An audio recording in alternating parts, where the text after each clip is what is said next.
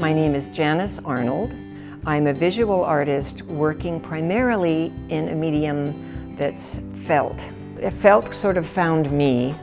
I was working in the fashion industry, was working for Nordstrom, and they had an idea of doing art in the windows, and they knew I was doing more art. So they came to me and said, we'd like to do sculptures out of felt. The equivalent amount of felt was 1,200 square yards of handmade felt in order to do these sculptures. If nomads could cover their dwellings, why couldn't I make these large pieces of felt? Because the sculptures were massive. They were 8-foot sculptures in the shapes of fall. And so my first 1,200 square yards of handmade felt were made rolling it behind my car with my family and friends of friends. So what is felt? It is a material that is made by a natural process that only occurs in the fact that wool has a structure that allows the fibers to interlock and shrink through manipulation and a lot of hard work.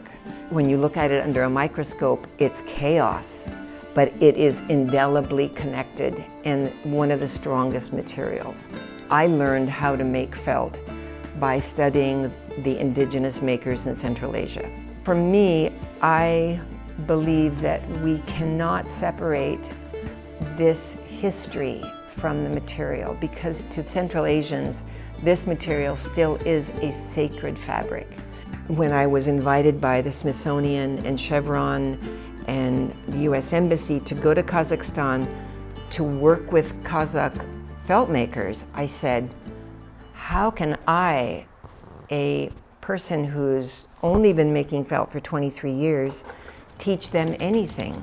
And then I realized that there was this chasm of knowledge that indigenous people who formed this material thousands of years ago, because of political upheaval, that tradition stopped at the beginning of the 1900s.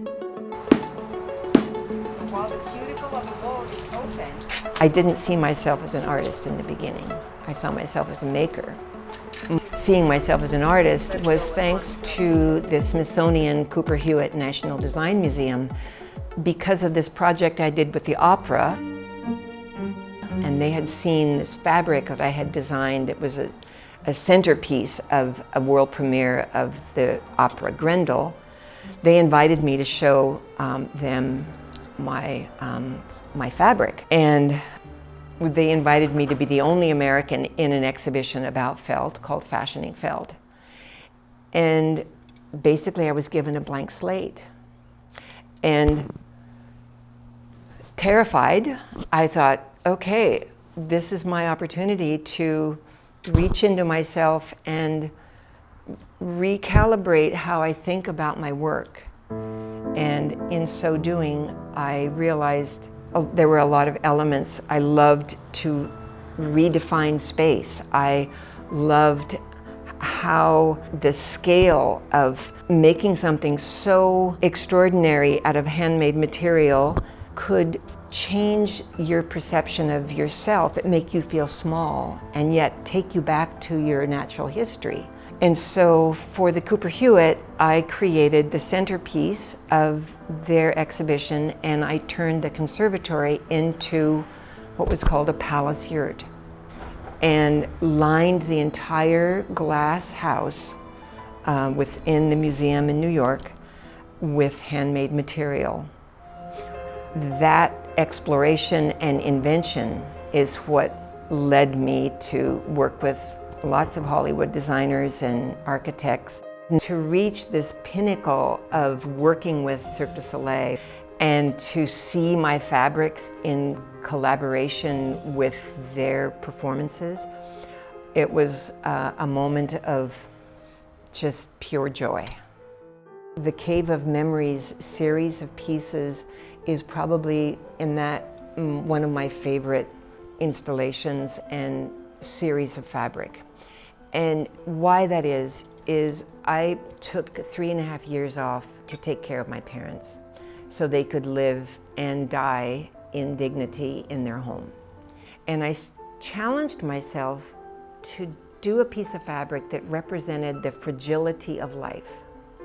And I ended up doing 18 pieces, 40 feet long, that represented 1 foot, represented every day in the 1,189 days I was a caregiver. I think that's probably the most iconic piece that is a personal favorite, and partly it's that meaning, that connection to my parents. This is a small portion of this installation that I'm doing at Department of Ecology. The transformation of these recycled materials that are put together with wool, and wool acts like glue, and then it shrinks, and suddenly you have something that can replicate water. It's limitless. This is the dry layup, where I lay the fibers down in a combination to create a result that I'm always surprised. What happens in the process of felting is that it condenses and mushes together and shrinks, and in that process it becomes alive. It's hard for me to comprehend. If I knew how much work a piece of fabric might take, would I do it? And yes, I would, because of that transformation of material into something that is beyond one's imagination. From an art form, I feel like I've just had an incredible passion to explore the outer limits of what this material can do.